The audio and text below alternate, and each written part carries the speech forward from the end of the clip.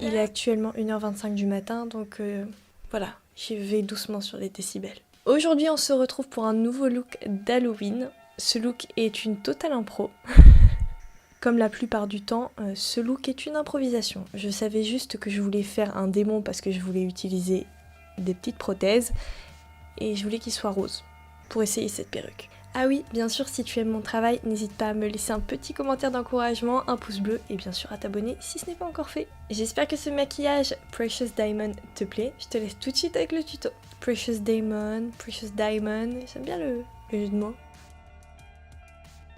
Bon, c'est évident que je vais mettre mes cheveux en arrière et que je vais nettoyer ma peau juste avant. Voilà, elle est toute propre et donc je vais pouvoir accueillir des prothèses transfert. Ce sont des prothèses génériques que tu peux trouver sur jours de fête, etc.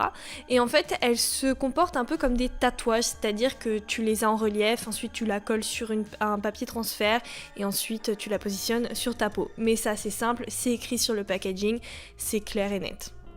Et comme je te le disais précédemment, c'est exactement le même principe qu'un tatouage, c'est-à-dire que je vais prendre une éponge, que je vais imbiber d'eau, et puis ensuite la prothèse va se décoller tranquillement. Je trouve que ces prothèses sont vraiment de très bonne qualité, mais il y a quand même un inconvénient, et l'inconvénient c'est que il faut vraiment couper au bon endroit. Par exemple sur une des deux cornes, j'avais coupé un peu trop près de la racine et donc le raccord était pas ouf. Et le problème avec ces raccords c'est que tu peux pas les fondre. Le seul moyen un petit peu de les atténuer c'est de prendre un coton-tige imbibé d'eau et de venir les étaler, et encore ça c'est un peu compliqué. Mais c'est pour ça que pour faire un petit peu de cache-misère, je prends un peu de Pro-Z liquide. J'en tapote autour de ma prothèse et je viens la poudrer dès qu'elle est sèche pour retirer l'aspect collant, et ensuite pour retirer l'aspect poudre, je reprends de l'eau et ça part. Je peux maintenant passer au make-up de mon visage. Comme d'habitude, je vais faire ce que je fais habituellement, c'est prendre une base, et celle que j'utilise souvent pour les make-up Halloween, c'est celle de chez Fenty, la matifiante. Je la trouve agréable et hydratante, donc 2 en 1, c'est cool. Et pour colorer mon visage, je ne vais pas prendre de fard à l'eau parce que le fard à l'eau, je trouve que pour colorer un visage, c'est super chiant. En fait, il y a une chance sur 2 pour que ça rate et que ça fasse des trous. Donc je me suis dit, mais pourquoi pas utiliser mes bases P. Louise. Je les utilise jamais et elles s'écoulent jamais en fait, ces bases-là. C'est-à-dire que même si tu te maquilles tous les jours avec, t'en auras toujours au bout de 2 ans. Donc je me dis, autant les rentabiliser. J'ai utilisé la première, la rose très pastel pour colorer tout mon teint. Et vous voyez, il y a vraiment zéro démarcation, ça s'applique super bien. Et il n'y a pas besoin de beaucoup de quantité. Et ensuite, j'ai marqué le contour de mon visage avec une autre base P. Louise, mais qui vient cette fois-ci de la collection M. Mitchell Acid Rain. C'est la Glow Girl, je crois. Bon, t'as compris, j'ai ma couleur, j'ai mes ombres, il manque plus que mes endroits de lumière, donc je vais juste en rajouter un petit peu avec la base P. Louise blanche aux endroits lumineux de mon visage. C'est évident, la base P. Louise a pour but d'accrocher les pigments, or là elle peut se déplacer également, c'est pour ça que je vais la poudrer comme si c'était un fond de teint tout simplement. Et ça tient super bien, la pigmentation elle reste, c'est super, et après si je poudre un petit peu trop, je retire l'excès avec un gros pinceau. Mais comment passer à côté de cette palette Révolution et Alexis Stone? C'est simple, pour Halloween, j'utilise presque cette palette dans tous mes looks. En fait, les fards sont assez grands, donc tu peux plonger des pinceaux plus ou moins grands et donc faire des beaux contouring sans abîmer ta palette. Et ça, c'est vraiment super cool.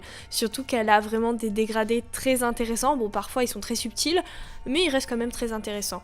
Ce que je vais faire, c'est que je vais prendre la teinte rose la plus foncée de la palette et venir accentuer les contours que j'avais déjà dessinés auparavant. Et je vais également en profiter pour dessiner un petit peu des ombres beaucoup plus prononcées au niveau de mes yeux et de mon nez. Encore un indispensable, ça va être la palette Kate Von D, la Alchemist palette. En fait, les 5 highlighters présents dans cette palette sont vraiment très holographiques et très puissants, c'est-à-dire que ça rajoute vraiment des contrastes non négligeables au make-up et ça j'adore. Allez, on va se maquiller avec la Be Perfect, la dernière collection, la Carnival 3 Tahiti. Elle est sublime, elle a vraiment des couleurs très colorées, très chaudes et je me suis dit, allez, c'est parti, on va faire un make-up avec. Donc ce que je fais, c'est que je prends une teinte rose, mais plus rose que mon teint, voilà, plus foncé, sinon ça ne se verra pas. Et je vais venir creuser le creux de mon œil, un petit ras de cils et je vais mettre en valeur le contour de mes cornes. Quand ma maquillage beauté classique, j'utilise une première couleur de transition et ensuite plus je me rapproche de mon œil, plus la couleur va être foncée de manière à ce que je mette mon creux de l'œil en valeur et voilà, creuser mon œil quoi, tout simplement. Pour plus de définition, je vais rajouter un fard noir au niveau du coin externe de l'œil et au niveau du coin interne et qui remonte jusqu'aux sourcils, juste de manière à ce que je puisse un peu assombrir mon regard. Et vous allez voir que cette disposition fait un regard super beau, je suis fan, voilà, j'ai trop adoré. Et voilà le zoom, si tu le demandais. Et cette disposition, je sais pas ce que vous en pensez, mais je trouve que ça fait un peu maquillé démaquillé.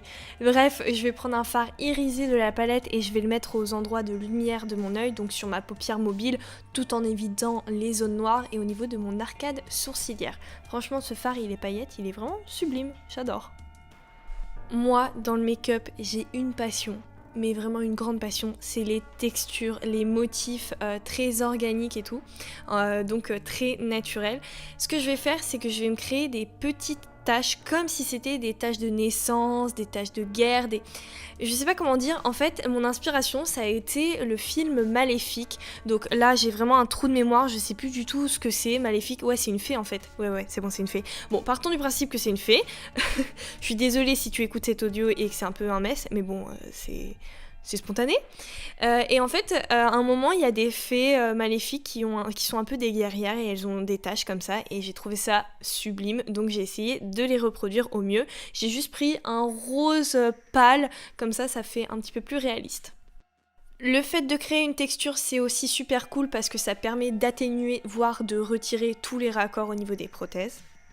C'est à ce moment-là que j'ai décidé de coller les deux cornes qui sont fournies également dans le kit avec les prothèses transfert et je me munis d'un fard à l'eau de couleur rouge sang et je viens dessiner et contourer l'endroit où viennent se poser les cornes et je vais dessiner voilà un petit peu aléatoirement et de manière intelligente les coulures. Je reprends ma Carnival 3 et j'apporte quelques petites couleurs sur mes cornes qui étaient blanches. Je viens coller des strass qui viennent de chez Jour de Fête au niveau des endroits de mes coulures, surtout aux extrémités. Et si j'en trouve pas assez, je peux prendre des petits strass un petit peu plus petits et les disperser. Donc ça je l'ai fait à la fin de la vidéo. Les sourcils, je savais pas trop où j'allais, mais ce que j'ai décidé de faire, c'est qu'en fait, j'ai pris un goupillon et je l'ai plongé dans la Basse Louise rose et je les ai peints, voilà. Et comme ça, ils sont un peu transparents, mais pas trop. Je rajoute des faux cils super volumineux en haut et 2 faux cils individuels en bas qui viennent de chez Primark. Je rajoute un rouge à lèvres de Beauty Bakery en teinte rose très très pâle parce que ça va vraiment merveilleusement bien aller avec ma perruque, ça fait un petit rappel super sympa. Je te laisse admirer le résultat et la perruque vient de chez Weekend Wigs, mais ça tout est dans la barre d'infos. Ça y est, le tutoriel touche à sa fin. Pour faire ce maquillage, j'ai mis à peu près 1h30, 2h parce qu'en fait il est assez propre et technique, mais au niveau du niveau, franchement... je pense qu'il est quand même un peu ouvert à tous. J'espère que tu aimes ce look autant que moi et comme d'habitude n'hésite pas à me donner ton avis et bien sûr à me taguer sur tes réalisations Halloween sur Instagram. Avec plaisir, j'irai les liker. Et d'ailleurs si tu recrées mes looks, tag-moi. Hein. Et j'insiste sur un point, attention ne confonds pas recréation et inspiration. Voilà. Merci beaucoup d'avoir regardé cette vidéo jusqu'à sa fin. Moi je te donne rendez-vous très vite pour une prochaine vidéo. Je te fais plein de gros bisous. Bye bye. Bonne nuit et bon maquillage à moi avec du rose qui a certainement teint ma peau. Voilà. J'adore ma vie. Et toi? Allez bisous, bye.